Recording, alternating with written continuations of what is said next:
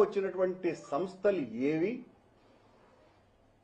తద్వారా నెయ్యి కల్తీ చేసినారు అన్నటువంటి ఏ విషయంలో బయటపడ్డది అన్న విషయం చంద్రబాబు నాయుడు గారు కానీ పవన్ కళ్యాణ్ గారు కానీ చెప్పకుండా సరళతరం చేయడం ద్వారా అన్ని కంపెనీలు వచ్చినాయి అని మాట్లాడుతున్నారు. సరళతరం చేయకముందే బోలే బాబా అనేవాడు టెండర్ వేసి ఉన్నాడు.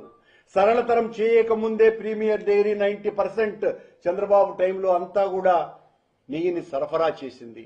మేము కఠినతరం చేసిన తరువాతనే ఏఆర్ డైరీ ఈరోజు ఏఆర్ డైరీ అనేటువంటి 4 ట్యాంకర్లను పట్టుకొని ఈ కల్తీకంతా కూడా కేంద్ర బిందువుగా మారినటువంటిది ఏదైతే ఉందో ఇది కఠినతరం చేసిన తరువాత పాల్గొన్నటువంటి టెండరర్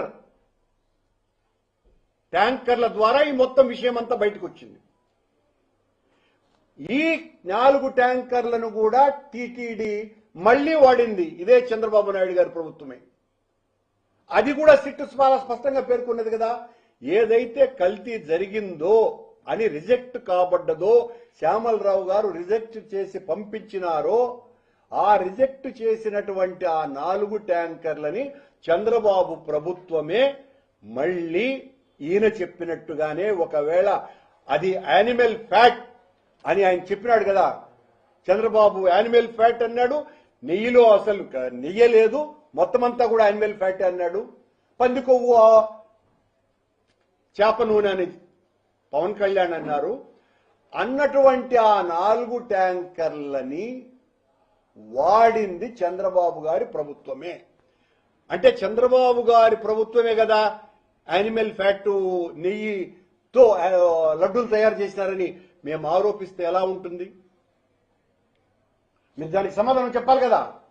నువ్వే కదా చెప్పింది ఆ 4 ట్యాంకర్ల రిపోర్టు వచ్చింది కనుకనే, ఎన్డీడీబీ రిపోర్టు వచ్చింది కనుకనే నేను మాట్లాడాను అని మాట్లాడుతున్నటువంటి ముఖ్యమంత్రి గారు ఆ 4 ట్యాంకర్లని ఆ పంది కొవ్వు ఆవు కొవ్వు వాడినటువంటి నెయ్యితో తయారు చేసినటువంటి నెయ్యితో లడ్లు తయారు చేసింది మీ సంస్థ కదా.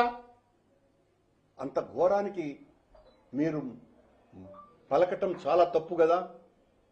ఆ 4 ట్యాంకర్ల రిపోర్టే కదా మొత్తం సిబిఐ ఎంక్వైరీ చేసిందంతా కూడా దాని మీద బేస్ చేసుకునే కదా.